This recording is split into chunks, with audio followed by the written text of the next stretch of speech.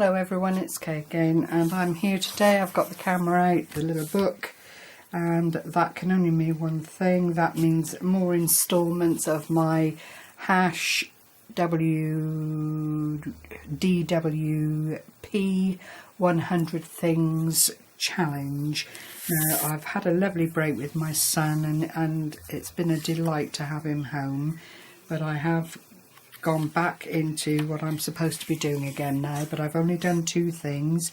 So today I'm sharing with you key and padlock heart embellishment. I'm sorry, it's all I seem to have an awful lot of hearts going on, but it is an easy thing to decorate, I think. And then the number 22 is 4 Trade It postcards. Now, the Trade It postcards have been hugely inspired by Nina Ribena's group on Facebook. It's a glorious group. I've only been a member for a short while, but there is so much inspiration to be there.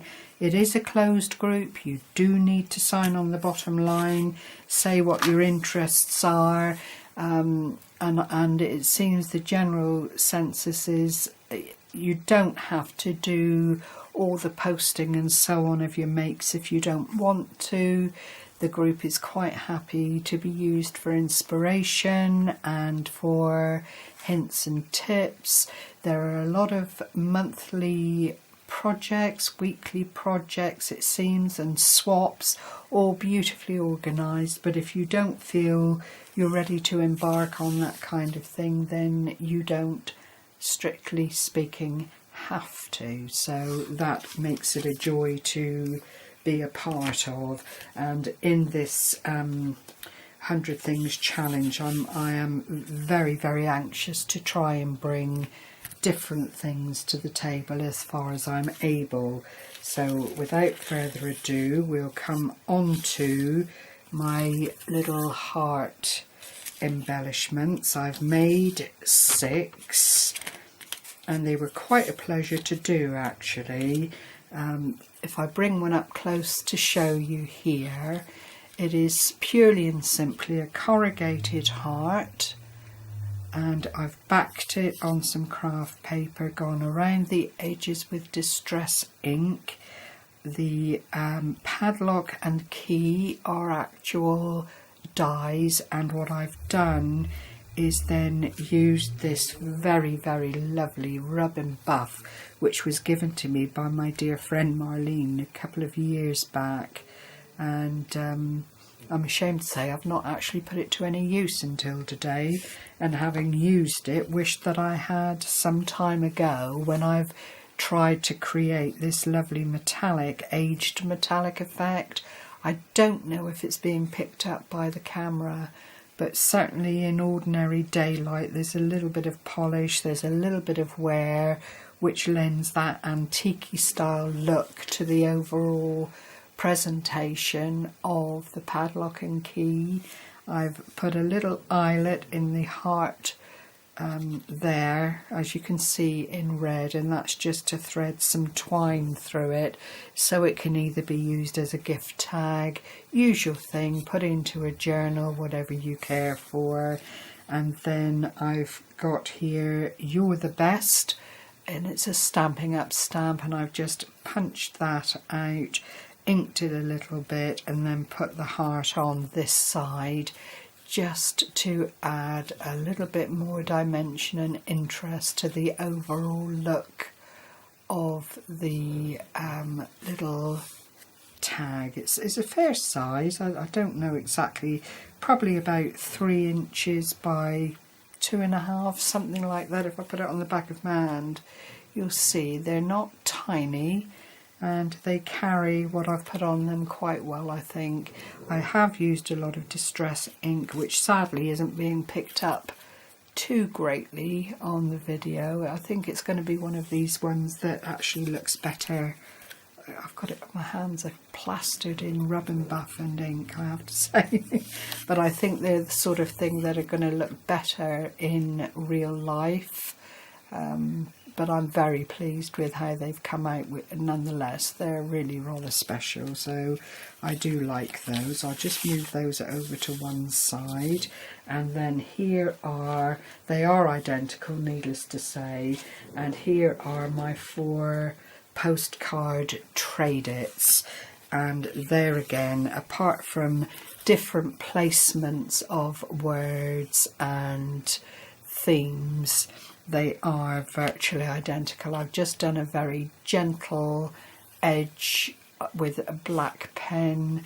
I've used lightweight modelling clay just to pick up this gorgeous floral tribute here. I've tried to make this an A little sunshine and love, which has been baked in the sun this afternoon. I've put this little filigree metal bit on just again to add more texture and to lift it somewhat. And then here is a stamp that I've used, and I've actually put some glitter onto it just to bring out the barrenness of the tree, really, because I always think it's a sad time of year, and yet there is a beauty in the skeletons of a tree. You know, it's just another of nature's layers, isn't it? It's rather gorgeous, I think. But what I've used here are prompt cards, actually, that I managed to pick up very, very reasonably a long time ago. It's student prompt cards, but they're an ideal size for this kind of project. I do have to fish out my postcard stamp. I've got one here somewhere to put onto the back, because that is the idea of the postcard prompt. But, you know, I really was delighted with the way they came out. I've used spritzers and sprays on the background. It doesn't quite hide the blue lines on the cards, as I'm sure you can see, but I'm not overly concerned about that, because it just adds another layer, if you like, to the overall colours and dimensions underneath. I used the